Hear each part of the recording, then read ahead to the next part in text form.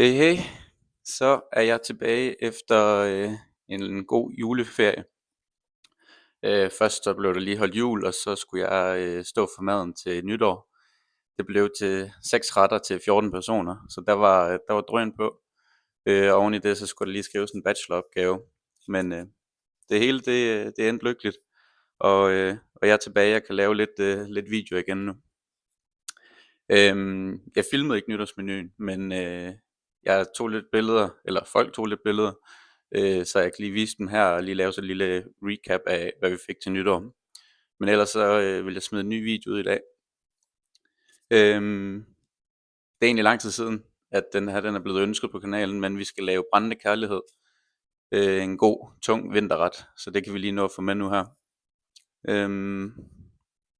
Helt klassisk kartoffelmos med lidt ost i. Det kan man undvære, hvis man ikke gider. Og ellers bare den her løg-bacon blanding ovenpå med nogle rødbeder. Der er vist ikke så meget at sige, så lad os komme i gang. Men først får jeg så lige en lille gennemgang af nytårsmenuen. Vi starter med 2 appetizers, hvor den første bare var helt plain wagyu kød. Stegt, dejligt rødt med en trøffelmayo og lidt karse, bare for at smage kødet helt rent. Det var lækkert. Derefter så lavede vi noget carpaccio. Det var sådan en maltpuffpude, som var lavet af en dej af maltmel. Indeni var der en creme på gammelknæs, og så var der carpaccio udenover. Lidt af det her ostecreme på toppen, igen lidt karse, og super lækkert. Så var der nogen i selskabet, der godt kunne tænke sig at prøve kammusling. Så vi stegte en kammusling, lavede en karsemayo og en saltet tvil på toppen. Dertil så syltede vi noget kinaradisse, og så i bunden er der sådan en leche de tigre, der kunne skifte farve. Som I kan se her. Det er altså 2 væsker, man bare blander sammen. Til forretten, der fik vi jomfruhummer bisk. Dertil havde vi lavet nogle raviolier med jomfruhummer fyldt med noget ricotta. Og igen så havde vi lavet en karseolie og skilt den med bare lidt krydderurt på toppen. Og super lækkert og super simpelt. Dertil havde vi lavet lidt surdejs kuvertbrød og noget pisket smør med noget chipotle chili på toppen. Til hovedretten, der fik vi vildt. En af gæsternes forældre havde skudt noget vildt. Dertil lavede vi en rødvins- og brumbærglæs. Og så lavede vi sådan en pomme ratatouille. Der er lidt af en pomme Anna, men stillet som ratatouille. Hvortil vi lavede en selleripuré og noget saltbagt selleri.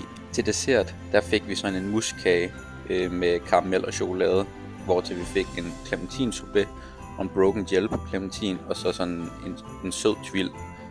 Her kan I lige se et snit af den. Den er lidt væltet, den her, men det er sådan en yderst en chokoladeglæs, så en karamelmus, og så med brownie og ganache. Men nok om det. Nu til dagens ret. Som sagt, så er det brændende kærlighed. Vi skal lave en mos. Der skal du bruge nogle bagkartofler. Du skal bruge noget smør, noget ost, hvis du vil. Du kan undlade det. Du skal bruge noget mælk, noget salt, noget peber, noget muskatnød. Derudover så skal vi til det her løgblanding bruge en masse rødløg eller skalotteløg eller hvad du lige har. Du skal bruge en god bacon. Til at købe en god bacon i stedet for den der færdighakket. Så skal vi bruge noget purløg. Vi skal bruge noget mørk alkohol, og vi skal bruge nogle rødbeder. Det første vi går i gang med, det er at sætte vores kartoffelmos over. Så vi hakker bare vores bagkartofler i lidt store skiver og kommer dem i vand. Usaltet vand. Vi salter det senere. Når vi har skåret det hele ud, så kommer vi egentlig bare gryden på komfuret og stiller det over for at koge. Imens så går vi i gang med vores bacon. Her har jeg altså et stort stykke flæsk, hvor vi lige tager det yderste lag, altså det her skin af. Det får man aldrig sprødt, og det er altså bare sejt at sidde og tykke i. Så vi skærer lige slaget af her. På det her stykke, der var der også lige lidt ben på, så de skal selvfølgelig også lige skæres af.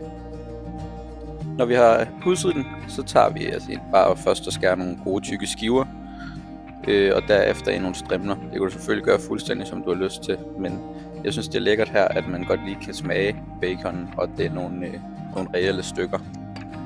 Derefter så går vi over til komfuret og sætter en pande over. Vi starter altså med at stege bacon nu her, så vi kan få sat den i gang.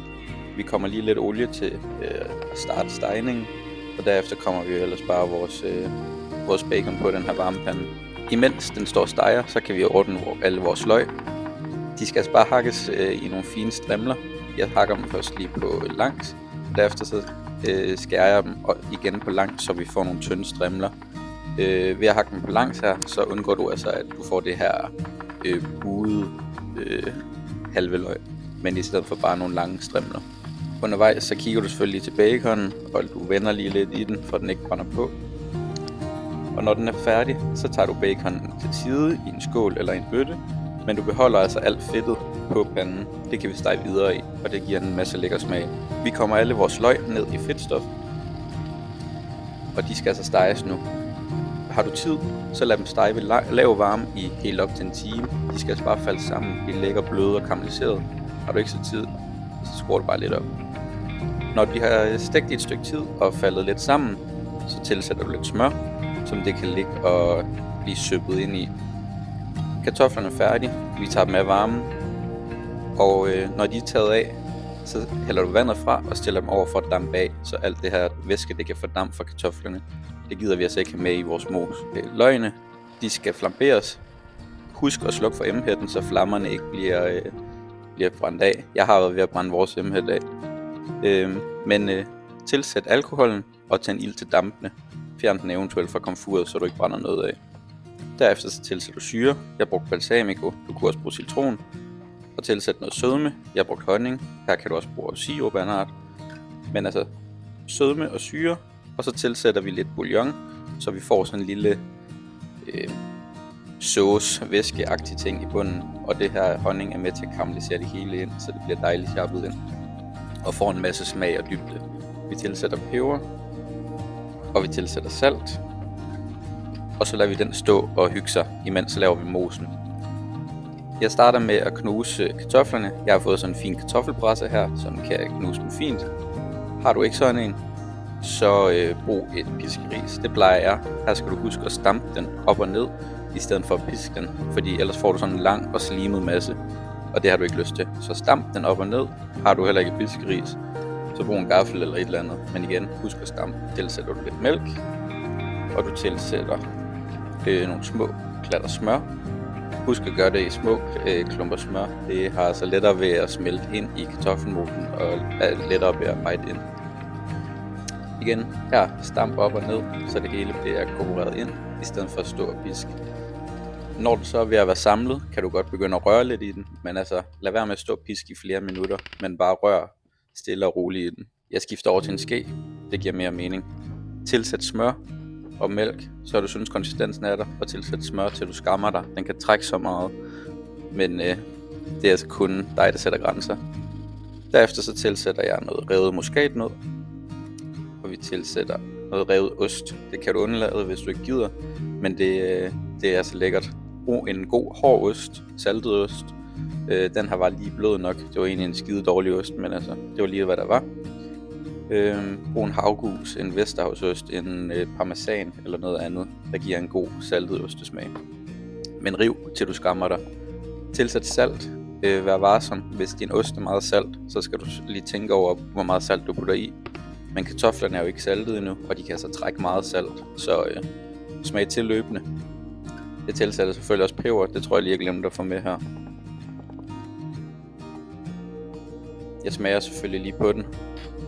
Den mangler lige lidt krydderi, så jeg tilsætter noget mere salt, peber og også lidt mere revet muskat. Som sagt, kartoflerne kan altså trække rigtig meget salt, så smag til. Og nu synes jeg egentlig, den er ved at være der. Til sidst så er der vist egentlig bare, at vi skal have vores bacon over i vores varme løgblanding. Den stiller vi lige over på komfuret, lige at få varmet igennem og inkorporeret. Og så skal vi vist egentlig bare til at spise. Tag en god klat kartoffelmos, og så tag en god skefuld af det her løgblanding med bacon. Og lidt af den her hvede her, som har fået en rigtig god dyb smag.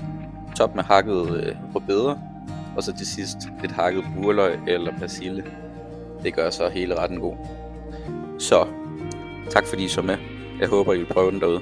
Vi ses.